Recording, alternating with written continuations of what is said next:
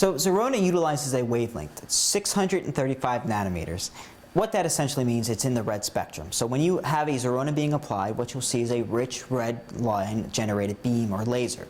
And so when it's red, it means it's in the visible red spectrum, you're perceiving red. That wavelength is actually already FDA approved for the reduction of acute and chronic pain. And so that has been performed and investigated through extensive clinical investigation and FDA cleared. And so what that means is patients that are receiving Zerona, they're also receiving the wavelength that is FDA cleared for the reduction of inflammatory components, therefore will help suppress pain. But what is not known is that the fat cell, when enlarged, is actually one of the significant producers of immunological function. So the fat cell is actually responsible for releasing pro-inflammatory cytokines. And what these molecules do is they increase inflammation to our joints, lower back, and other areas. And so what essentially happens is by reducing the state of the fat cell, we restore or suppress these pro-inflammatory cytokines. So the fat cell can be quite noxious or harmful when it's enlarged.